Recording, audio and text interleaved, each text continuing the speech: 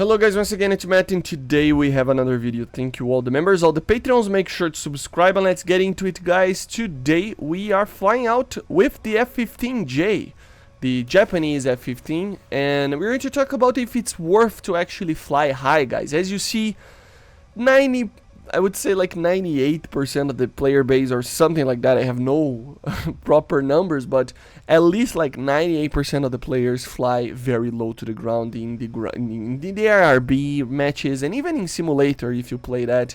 Normally nobody flies high, right? And it's more due to the fact of the way that everything works with the ground clutter when you fire a missile. Although it is debatable if it's realistic or not. The missiles, if you are flying low, will go to the ground, right? Basically the reflections of radio waves coming from the ground will make the missile think that the target is below on the actual altitude that it is, right? And as you know, I am a BVR player, if you will. I like to fly high. I like to try to kill people from 50 kilometers if I can. But yes, it isn't the most meta ever. As you see right there, I just lost 2 missiles trying to do a max range shot on the Sparrow. Maybe it's because of the Sparrow itself, right? Because if you try to do this with an R27, you will have a lot more chance. But still, it's something that a lot of people just forget about, and you know, it's not even worth it.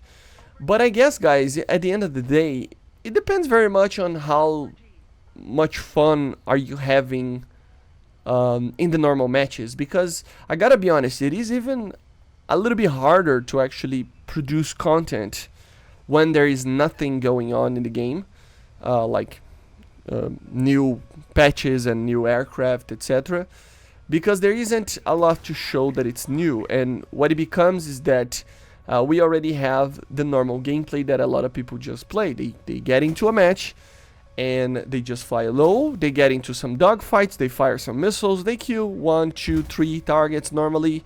Sometimes you can get more depending on the match and stuff. The match is over in less than 5 minutes and then you get to another one. Is it fun? Yeah, I mean, yes, it's not boring, it's not something that, you know, I don't like doing, but it can get repetitive, right? So I think the main thing about BVR for me is that it's satisfying, you know?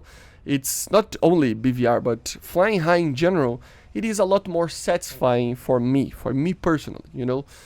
Because everybody right now can get into a furball and fire an IR missile and get a kill, or even win a dogfight. It's not that hard to you know, win a dogfight when the differences between aircraft are so large, you know? Each aircraft has its own abilities, its own power, its own thrust, its own missiles, its own radars and everything like that. They're so different from each other, and if you know what basically what aircraft you are flying, you can exploit what other aircraft cannot do that your does better, you know. And with that you can actually get kills very easily depending on the situation. And at the end of the day, guys, it becomes a lot more of a luck thing, or not even luck, but it's just one of those things that it doesn't really matter if you are that good or not. It's more of a luck thing of just being in the right position at the right time and actually getting the missile launch. And that's what kind of became the top tiers, you know, or the higher ranks of War Thunder. And there's nothing we can really do for now, at least. I think with the new roadmap that they're planning and everything like that, we can complain and ask for the things we want. The main thing would be more engaging game modes for air battles. But at the end of the day, for now, it stays kind of a little bit repetitive, right? Especially these air battles, which brings to the point again of flying very high. It is satisfying for me to actually do something different than just firing missiles in a furball or just trying to kill people with the cannon and everything like that, because it comes down to a lot of things. The luck of your team, on the sense of if you get good players in your team, if your team has a better aircraft. So it always comes down more to that than your personal skill. Although if you have a lot of personal skill, you can carry matches. At the end of the day, you know how it is, right? If you have a kind of a bad luck of getting a matchmaking that has a team that doesn't know what they're doing, and you kind of you just become alone at the end of the match against 5-6 players. It's very difficult to carry, right? And doing something different, like trying to fly high and kill a target that before he's even close to you or to your team, it is a lot more satisfying for me, at least at the beginning of the match, because you kind of englobe everything, right? You're trying to do very long range shots that are satisfying for me, and then together with that you ended up doing dogfights and furballs and IR missiles, so you get best of every world every single match.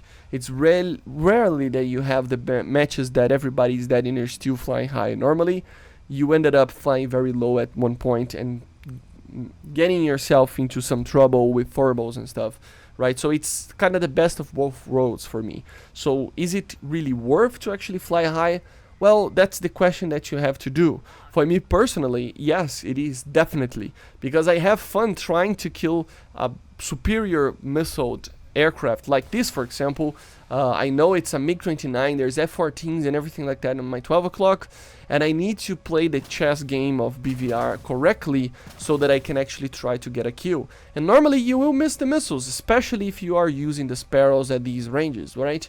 But just the fact that you are trying to make the enemy on a defensive position, he's not shooting at your friendlies, you are actually engaging on the game a lot sooner than you would have if you were just flying low waiting for the furballs to start to appear, right? So at the end of the day, as I was saying, it depends on your personal preference. Is it better? I think strategically, yes. You know, you have a lot more advantages flying high.